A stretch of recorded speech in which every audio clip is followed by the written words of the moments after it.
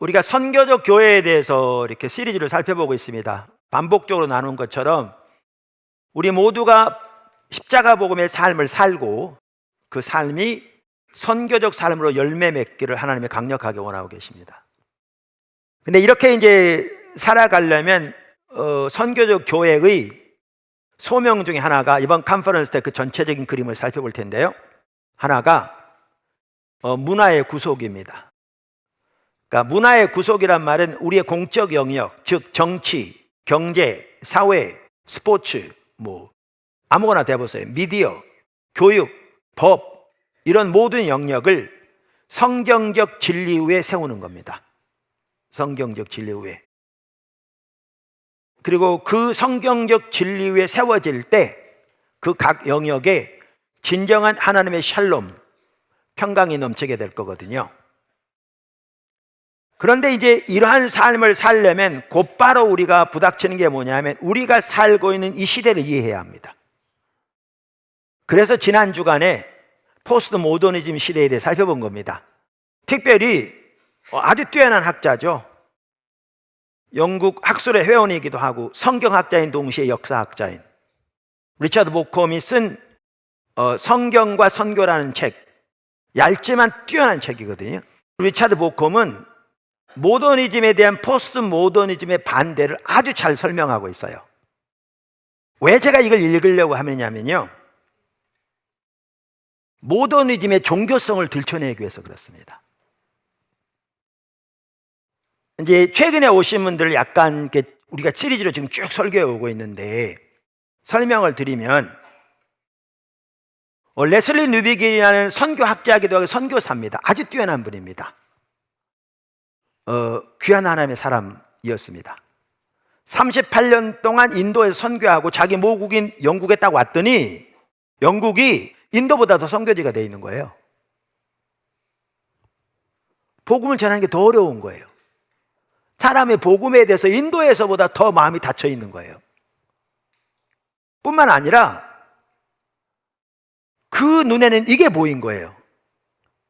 그러니까 어쩌면 그분이 외국에 오래 있었기 때문에, 그리고 외국에서 선교하려면 하나님의 말씀을 그 문화가 이해하는 방식으로 전달해야 되잖아요.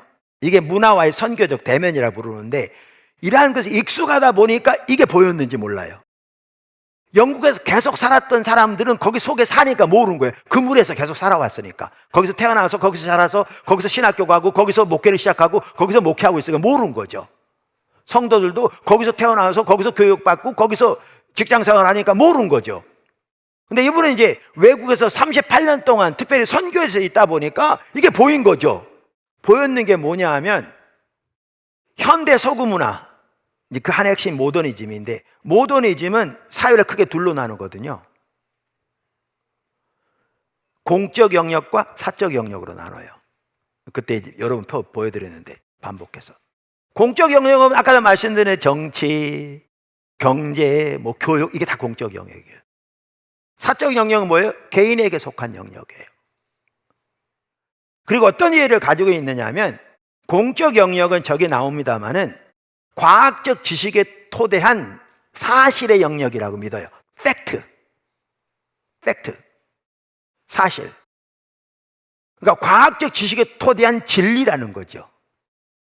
그러니까 이 공적 영역에서 진리라고 인정하는 것은 보편적 진리, 즉 모든 사람들이 받아들여야 할 진리라고 보는 거죠.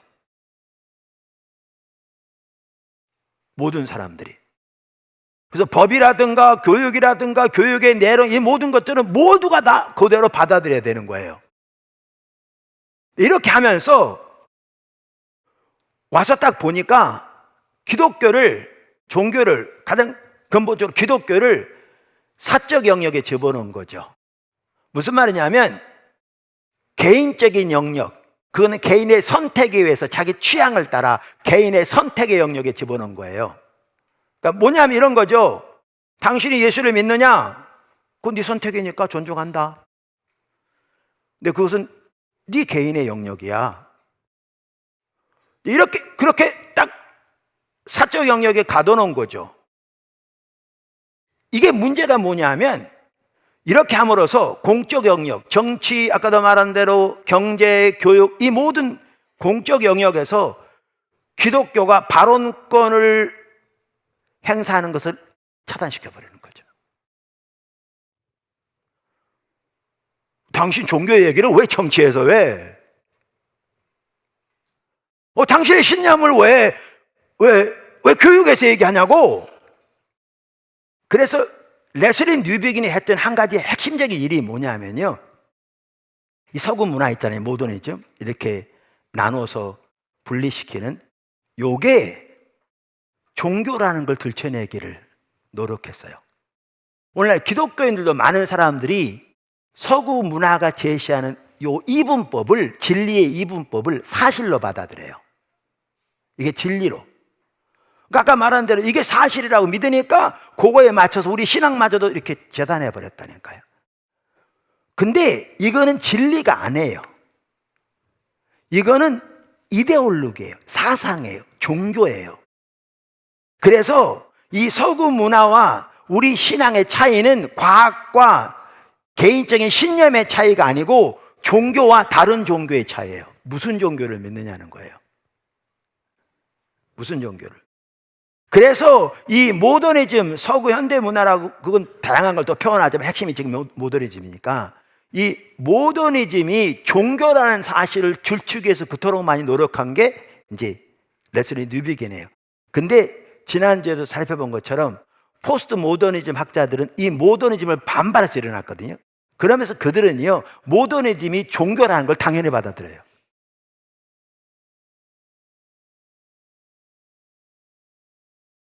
레슬리 뉴비긴이 그토록 노력했던, 이게 종교라는 사실을 줄치기 그렇게 노력했던 이 사실을 포스트 모더니즘 학자들은 이게 당연한 것으로 받아들여요. 문제는 포스트 모더니즘이 말한 대로 우리는 많은 종교 중에 하나의 종교고 많은 신념 중에 하나의 신념으로서 똑같은 이해와 가치를 가진 신념 중에 하나인가? 전혀 그게 아닌 거죠. 여기서 이해가 달라지는 거죠. 그래서 우리는 이 시대에 어떻게 살아야 될 것인가? 라는 것을 이제 고민해 가고 있는 거죠. 계속 배워가고 있는 거잖아요. 그러면서 제가 왜 이 지금 아까 말한 그 리차드 보컴이 포스트 모더니즘이 모더니즘을 반발해서 일어났다 이렇게 말했을 때 왜 제가 그걸 인용하려고 그러냐면, 그 말에 보면 그토록 레슬리 뉴비긴이 들춰내려고 했던 이 모더니즘이 종교라는 것이 포스트 모더니즘은 당연하게 받아들여지고 있고요. 그 성격을 잘 설명해 놨어요. 그 성격을. 그러니까 글로 읽으면 좋은데 제가 읽기는 쉽지 않은데 여러분 눈이 초롱초롱해서 잘 이해될 줄로 믿습니다. 그래서 읽어보겠습니다. 이렇게 말합니다. 리오타르는 지난주에 설명드렸죠. 프랑스 철학자로서 모더니즘을 처음으로 정의하고 나선 사람이죠. 그러니까 메타 내러티브에 대한 반발로 일어났다. 그리고 그 뒤로 학자들이 그의 정의를 받아들여서 대체적으로 그렇게 이해한다라고 말씀드렸잖아요, 지난주에. 자, 리오타르가 거대 서사를 거부했다고 해서 그가 기독교 이야기를 생각하고 있었던 것은 아니었다. 지금 설명한 대로.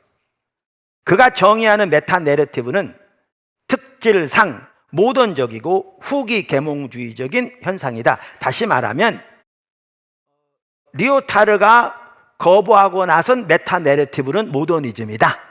핵심적으로 그 얘기입니다.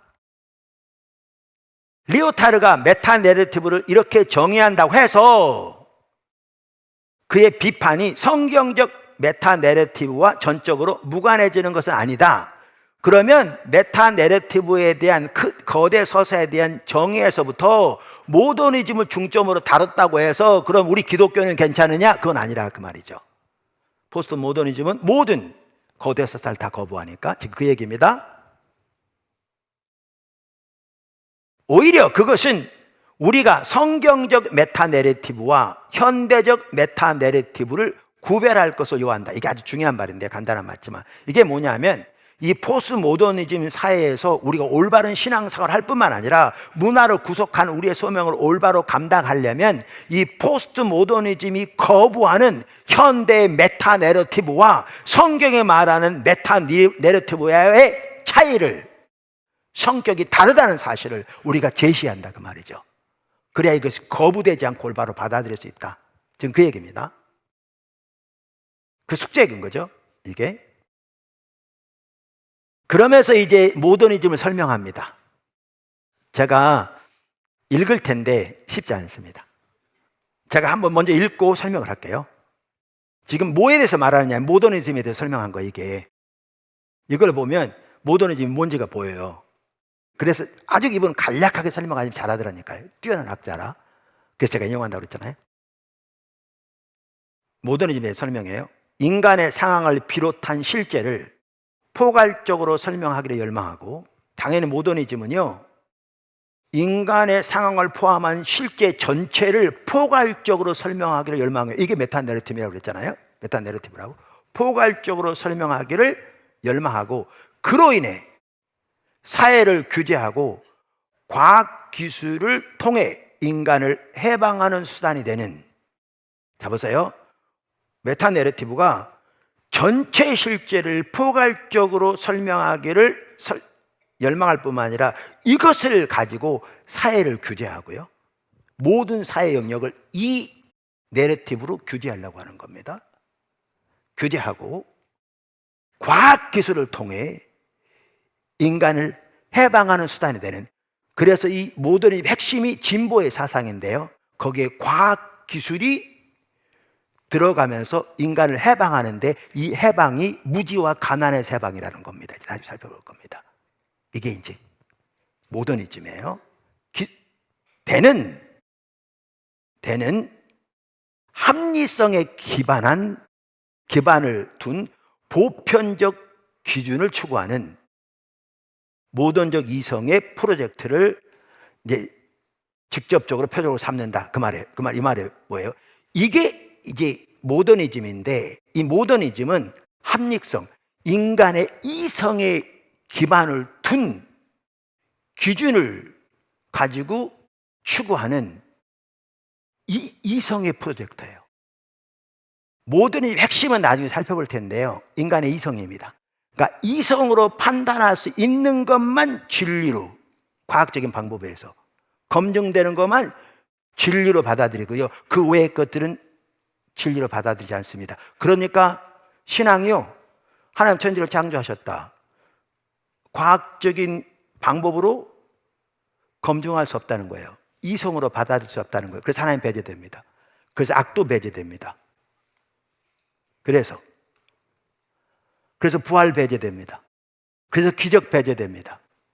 이게 모더니즘입니다. 근데 그동안 심지어 본인들은 전혀 예수 안 믿는 것 같아요. 기독교 학자들 중에서도요, 예수 안 믿는 사람 적지 않습니다. 신학 박사들 중에서도 이러한 모더니즘의 이해를 토대로 성경을 보려고 하는 거예요. 그러니까 모든 기적 다 빼버리고 나머지 보니까 몇 가지 윤리적인 가르침만 남는 거죠. 성경 다 찢어버리고. 이렇게 주장하는 사람도 적지 않아요. 기준이 뭔데? 토대가 뭔데요? 이 모더니즘의 토대인 거죠. 그렇다, 이거를 지금 반박하고 나섰다는 거예요, 포스트 모더니즘이, 특별히 류타르가. 자, 그러면서 이렇게 말해요. 현대 메타 내러티브는, 이게 모더니즘의 메타 내러티브는 모든 사건, 모든 관점, 모든 형태의 지식을 포괄적이며 합리적으로 설명하려는 전체화 이론이다. 이 말이 뭐냐 하면, 아까 말한 이성에 토대한 이란 뭐죠? 그 진리 개념을 보편적 기준으로 삼아서, 모든 사람에게 적용되는 기준으로 삼아서 이것을 가지고 모든 사건, 모든 관점, 모든 형태의 지식을, 이거를 가지고 포괄적으로 이해하고 설명하려는 시도라는 겁니다. 이게 이데올로기입니다. 이게. 지금 이게 정확하게 이데올로기입니다. 이게 종교입니다. 이게. 그러면서 이렇게 말합니다. 자연과 역사라는 두 실제가 있는데 우리 지금 이 세계 가운데 있는 그 두 실제가 뭐예요? 인간의 역사와 자연 아닙니까? 자연과 역사라는 두 실제는 본래 이성적으로 이해할 수 있기 때문에 이 종교에 의하면, 이 모더니즘에 의하면 이성적으로 이해할 수 있기 때문에 인간의 진보를 위해 합리적으로 정복될 수 있다고 현대 메타 내러티브는 가정한다. 그러니까 그들은 이 이성에 의한 과학적인 기술로 인간의 모든 행동을 이해할 수 있으며 정복할 수 있다고 믿습니다. 그래서 거기서 모든 심리학이 나오고요. 여기에 배제된 게 뭔지 아십니까? 악이 배제됩니다. 인간의 타락이 배제됩니다. 근데 이 모더니즘이 서서히 무너지게 된 게 어떻게 무너진 줄 아십니까?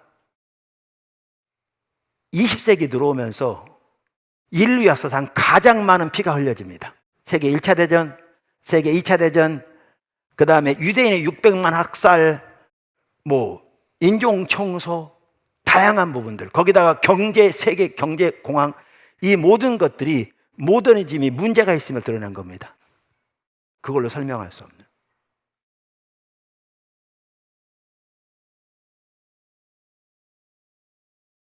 설명할 수 없는. 근데 그런 다음에 이렇게 말합니다. 그 마지막 제가 이제 인용하려고 했던 마지막 이게 지금 영국 사람이잖아요. 서구 사람이라고요. 이렇게 얘기합니다. 포스트 모던 비판에서, 그러니까 포스트 모더니즘이 이 모더니즘을 볼 때 그 말입니다. 그러한 메타 내러티브는 서구가 이데올로기로 세계를 지배하는 도구다. 로마 이야기가 로마의 집권을 정당화하기 위해서 있었던 것처럼 이 핵심이 서구가 이데올로기를 가지고 세계를 지배하려는 도구라는 겁니다. 그걸 반박하고 일어난 겁니다. 서구사에서. 리차드 보컴이 제시하는 답이 증언의 삶이고요. 사실 증언은 리차드 보컴뿐만 아니고요. 레슬리 뉴비긴도 톰 라이트도 그 외에 수많은 사람들이 우리가 문화 속의 삶을 사는 삶의 핵심을 증언이라고 표현합니다. 동일하게. 증언. 그러면 그 증언이라는 게 뭘 도대체 말하느냐? 그리고 그 속에는 무슨 의미가 포함되어 있느냐라는 거죠.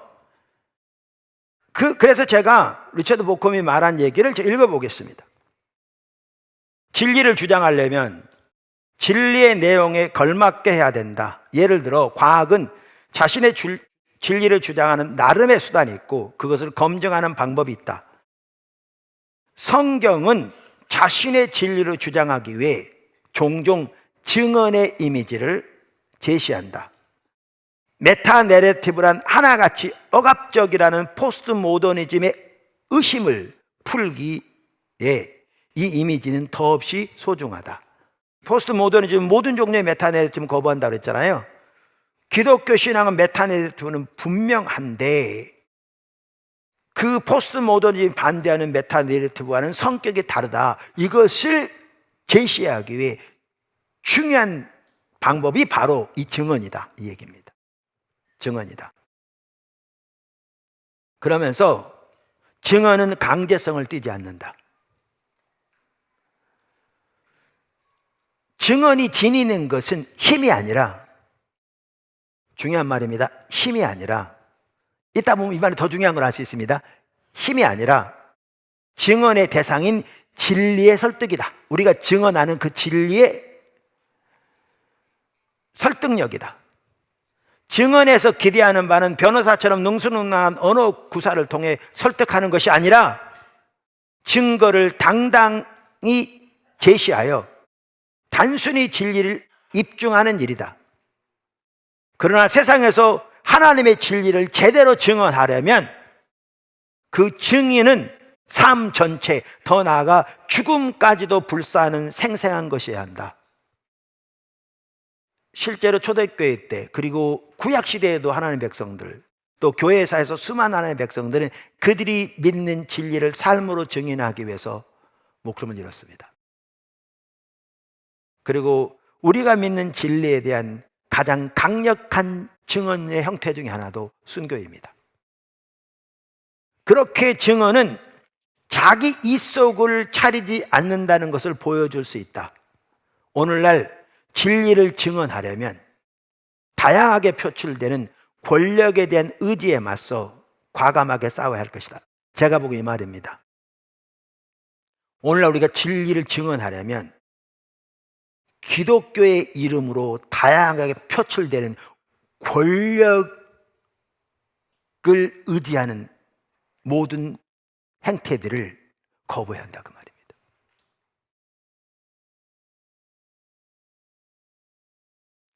그래서 이렇게 증언이라고 말하는데, 그럼 이 증언이 몇 주 전에 우리가 문화를 구속하는 방법에 대해 살펴보면서 그 방법은 선교적 방법이어야 한다 그랬잖아요. 이거 똑같은 말입니다. 선교적 방법이어야 한다. 증언은 선교적 방법을 의미합니다. 할렐루야. 자, 그래서 그러면 작은 첫 번째인데 문화와의 만남은 선교적이라는 단어가 그 만남을 한정합니다. 여러분, 이슬람 역시 종교적이고요, 포괄적입니다. 근데 이슬람의 경우에는 문화와의 충돌에 있어서 모든 문화를 포괄적인 시리아 율법에 표현된 사회적, 정치적, 경제적 삶의 방식으로 대체하는 것을 추구합니다. 무슨 말이냐면 이슬람은 문화의 다양성을 존중하지 않습니다. 그러니까 이슬람은 그것이 한국에 오든지 미국에 가든지 다 옷을 똑같은 여자가 옷을 입어야 되고 똑같이 얼굴을 두건을 써야 되고 이렇게 아까 말한 대로 사회적, 정치적, 경제적 모든 영역에서 샤리아 율법에 규정된 대로 해야만 합니다. 나머지는 다 없애버립니다. 이게 이슬람의 특징입니다. 동일하게 포괄적인 모든 삶의 영역을 포함하지만 문화와의 선교적 만남의 성격이 근본적으로 다릅니다. 그러니까 샤리아 헌법의 율법에 표현된 대로 모든 사회적, 정치적, 경제적 삶의 방식을 대체해버립니다. 그래서 심지어 코란은 다른 언어로 번역될 수 없습니다. 번역 자체를 해석으로 여기기 때문에요. 그리고 그들은 이렇게 문화를 바꿔버리는 과정에서 무력을 사용하는 걸 정당화시킵니다. 우리가 아는 대로. 그래서 우리가 지난주에 살펴본 대로 영국의 유대교 지도자 삭스가 말한 대로 보편주의자 문화에 대해서 살펴봤잖아요. 그죠? 보편주의자 문화. 그들은 자기들이 보편적 진리를 믿고 있다고 확신하고 보편적 진리를 모두가 믿어야 할 진리인 거죠. 그리고 그 모든 그 보편적 진리를 다른 사람들에게 강요하며 때로는 무력을 사용하기도 한다. 이게 그래서 그 보편주의자 문화 속에 이슬람을 집어넣었고요. 거기다 뭐가 들어가 있었죠? 하나가 중세 기독교가 들어가 있었습니다. 중세 기독교가 그렇게 했습니다. 여기 중요한 한 가지가 뭐냐면 중세 기독교는 참된 기독교가 아니었습니다. 성경에 말한 참된 기독교가 아니었어요. 중세 기독교 시대에 성경적 진리를 나름대로 정치나 사회 영역에 적용하려고 애썼다는 면에서 긍정적인 면도 있지만 타락한 신앙의 형태였습니다. 기독교 이름으로 수많은 폭력이 자행됐고요, 수많은 부패가 있었고요. 그건 전혀 참된 기독교의 모습이 아니었습니다. 그래서 우리가 여기서 분명히 기억해야 할 것은 중세 기독교와 참된 기독교를 구분할 수 있어야 합니다. 구분할 수 있어야 합니다. 그래서 지난번에 양극단 말하면서 문화를 구속한 일에 대해서 잘못된 양극단, 사유화가 잘못된 거라. 그러니까 현대 서구 문화가 말한 대로 그대로 인자가 받아들여서 우리 신앙을 사적인 면에서만 이해하는, 이건 잘못된 우상숭배의 삶인 거죠. 이거 잘못됐다. 그럼 반대로 그러면 중세시대와 같은 기독교 국가냐? 그렇게 가능하지 않을 뿐만 아니라 그 성경적도 아니다. 말씀드린 게 그거였거든요. 그건 아니라는 거죠. 자, 그래서 우리 참된 기독교는 이슬람과는 근본적으로 다릅니다. 달라요. 그래서 우리는 우리도 동일하게 우리가 믿는 진리가 보편적이라고 다 믿죠. 모든 사람이 믿어야 할 진리라고 확신한다고요. 아멘? 그거 안 믿으면 여러분 예수님 제대로 안 믿는 거예요. 성경의 공적 진리라는 사실을 명확하게 확신해야 한다고. 믿어요. 믿는데 이 진리를 실현하는 모든 방법은 세상 사람들이 보편주의자 문화에 대해서 거부하는 그러한 방식으로 하는 게 전혀 아니고, 그래서 이슬람과 같은 방식으로 전혀 하는 게 아니고, 우리는 그 일을 하되 증언의 형태를 통해서 하는데, 그게 다른 말로 하면 선교적 방법이라고 그 말이에요. 선교적 방법으로 우리는 그 일을 하는 겁니다. 그래서 우리는 우리 문화를 구속하고 세상을 섬기고 세상에서 선교적 삶을 살 때 하나님이 예수님을 보내셔서 하신 것처럼 예수님을 우리를 보내셔서 그 성격이나 방법까지도 예수님 방법을 따라야 되는데, 매우 중요한 인식은 우리가 이 삶을 살 때 선교적 삶을 통해 선교적 방법으로 살아야 한다는 사실을 명확하게 이해해야 합니다. 할렐루야. 자, 그러면 선교적 방법은 뭘 말하느냐라는 거죠. 선교적 방법은 뭘 말하느냐? 그것을 레슬리 뉴비기는 세 가지로 말하는데요, 제가 간단히 설명하는 것도 도움이 될 것 같아서 그냥 간단히 설명하겠습니다. 작은 첫 번째, 작은 첫 번째, 선교적이란 말은 복음이 세상의 모든 문화로 번역될 수 있다는 사실을 가리킨다. 이거는 그러니까 아까 말하는 이슬람과 반대다 그 말이죠. 이슬람과 다르다. 쉽게 표현하면 이렇습니다. 제가 과거에 설명할 때 그거 기억나세요?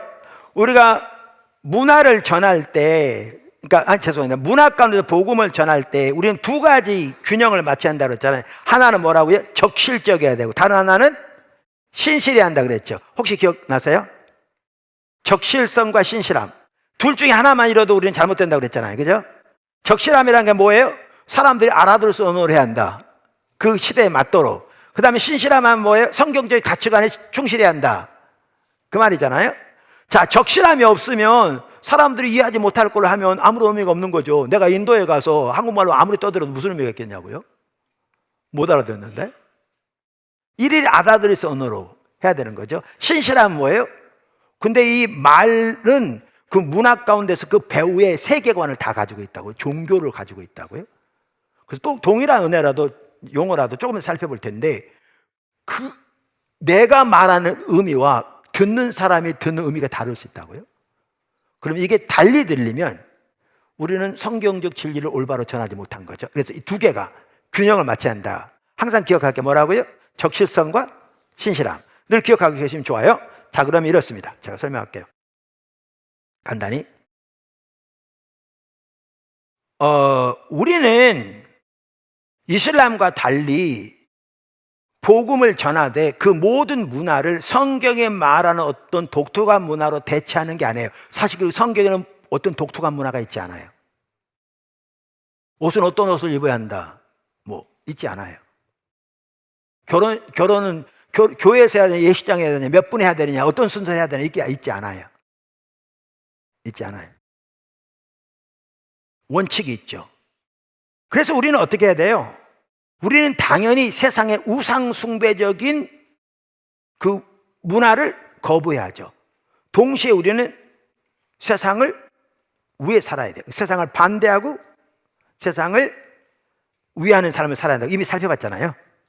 자, 복습하고 있는 겁니다. 그래서 여기에 좋은 게 뭐냐면 알버트 월터스 박사가 말한 거죠. 구조, 방향, 회복을 잘 이해하는 게 중요하다고요. 기억나세요? 구조, 방향, 회복. 아주 좋은 그 패러다임이거든요.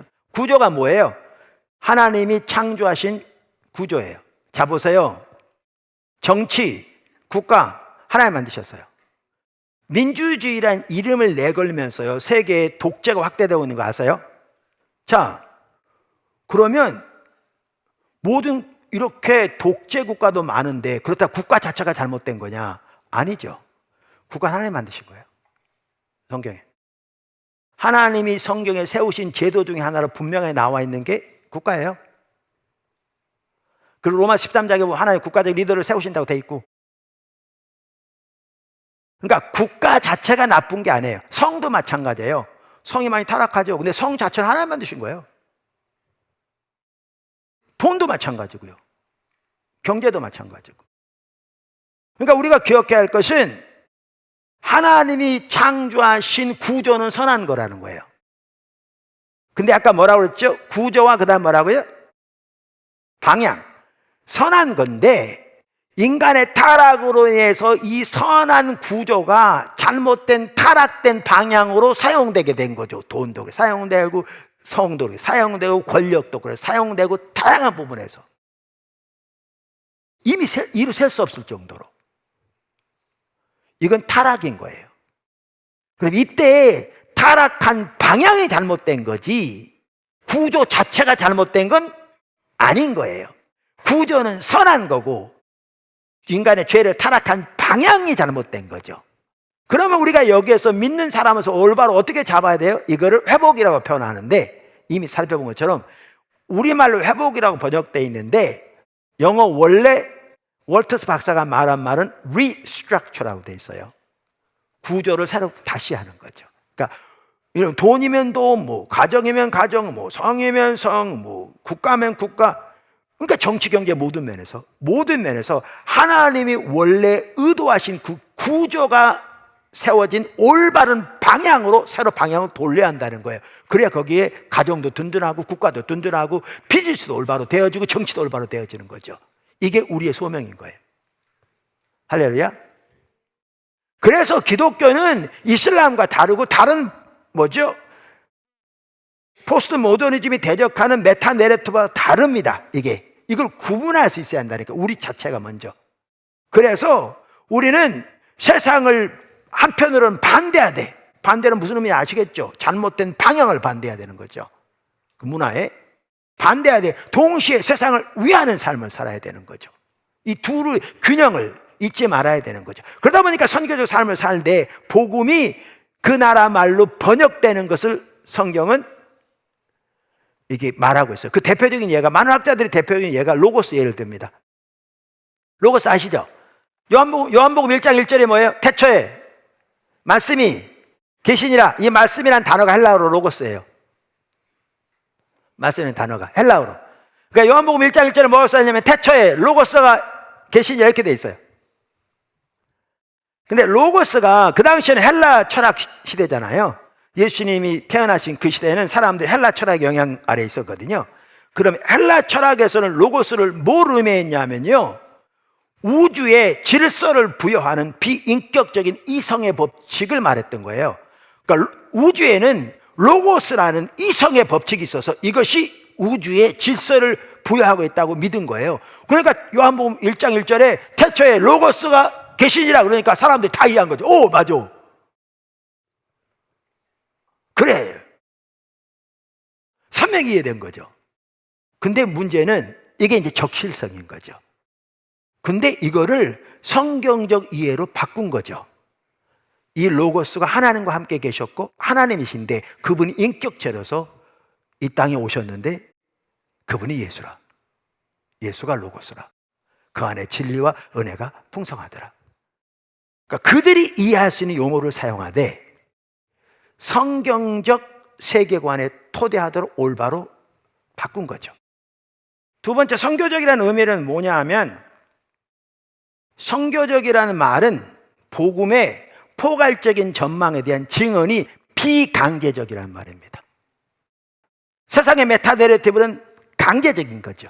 이슬람 강제적이, 심지어 무력까지 사용하는 거고, 중세시대 그렇게 했고 잘못된 거고, 비강제적이라는 거죠. 선교적이라는 말은. 그래서 이 말은 우리의 증언이, 레슬리 리빙헌도 증언이라는 말을 사용합니다. 성령의 능력 가운데 이루어져야 하며 매우 중요한 말입니다. 강요에 의해 회심하도록 사람들을 강제할 어떤 강압적인 수단으로 이루어져서는 안 된다는 말이다. 이해하시죠? 복음은 자유롭게 받아들여져야 한다. 증언은 겉으로 보기에 약한 공동체의 호소력이 아주 중요한 말입니다. 제가 저기 밑줄 쳐놨는데요.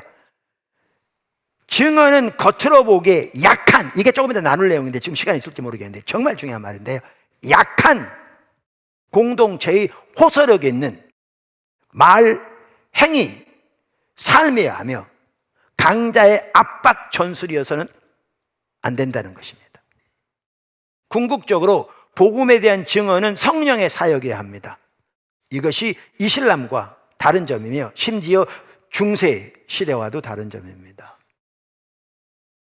작은 세 번째, 선교적이라는 말은 교회가 강압을 사용하지 않는다 할지라도 그 메시지의 진리에 대한 약화된 헌신을 암시하는 것은 아니라는 겁니다. 우리가 강압적으로 안 한다고 그 진리된 헌신이 약한 것은 아니라는 겁니다. 그 반대입니다.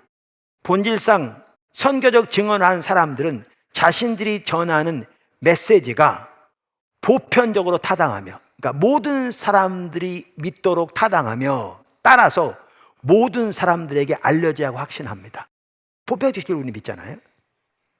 그리고 그 일을 위해 자신을 전적으로 헌신합니다. 그 일부 성도들은 그 일을 위해 목숨을 기꺼이 희생하기도 합니다. 그럼에도 불구하고 그들은 강압적인 방법을 사용하지 않습니다. 선교적인 삶을, 방법을 사용합니다. 할렐루야. 작은 세 번째 쪽을 이제 살펴보고 넘어갈게요. 대반전의 길입니다. 이게 대반전의 길. 십자가는 부활로 연결되거든요. 아까 여러분 그 보셨어요? 그러니까 선교적이라는 말을 두 번째 설명할 때 이런 말을 했어요. 한번 기억나실지 모르지만 선교적이란 말은 복음의 포괄적인 전막에 대한 증언이 비강제적이란 말이다 이렇게 말했죠. 그러면 제가 뭐라고 설명했냐면 우리의 증언은 성령의 능력 가운데 이루어져야 하며 강요에 의해 회심하도록 사람들을 강제할 어떤 강압적인 수단으로 이루어져서는 안 된다.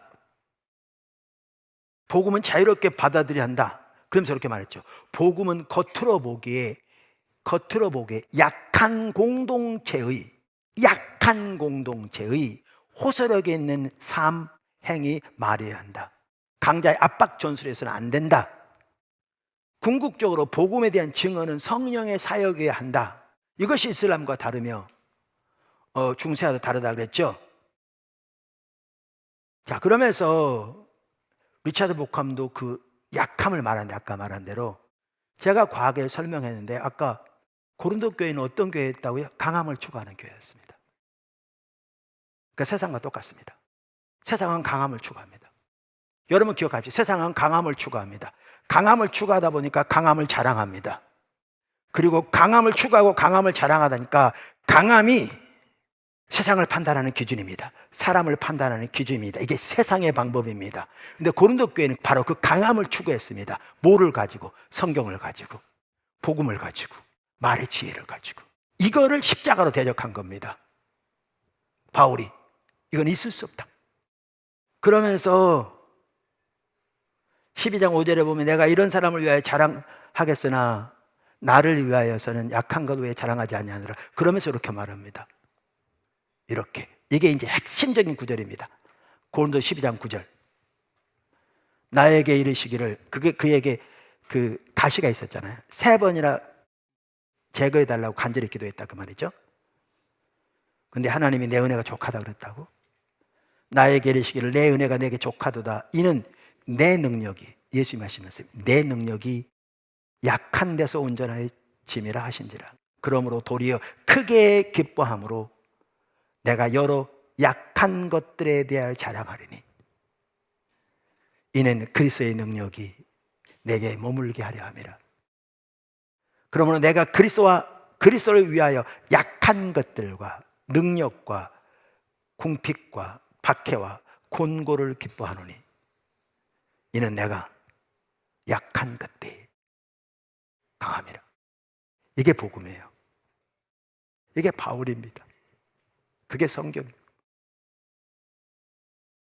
근데 이제 한 가지만 언급하고 이제 나머지는 그냥 나중에 살펴봐야 할 것 같은데, 여기에서 팀 켈러 목사님 얼마 전에 주님 곁으로 간 아주 귀한 분이잖아요. 부활 입단한 뛰어난 책인데 그분이 반복적으로 사용하는 용어가 있어요. 여기에서. 그게 뭐냐면 대반전이라는 용어예요. 그냥 반전도 아니고 대반전. 십자가는 부활을 가져와요. 그러니까 우리 지체들 중에서도 그런 사람들이 있는데 주변에도 그렇고 하나님을 믿지 않는, 때로는 교회를 떠난, 가정을 떠난, 막 살아가는 그런 사람들 앞에 자신을 철저히 낮추고 약함 가운데서 십자가의 사랑으로 상대방을 섬기며 주님만을 의지하는 것을 통해 하나님께서 남편을 구원하시고 가정을 회복시키시고 하나님께로 돌아오게 한 이런 일들을 종종 듣습니다. 이게 대반전입니다. 이게 십자가 길입니다. 이게 우리가 살아야 할 선교적 삶의 길입니다. 그 자리로 하나님이 우리 포도나무길 인도하고 계십니다.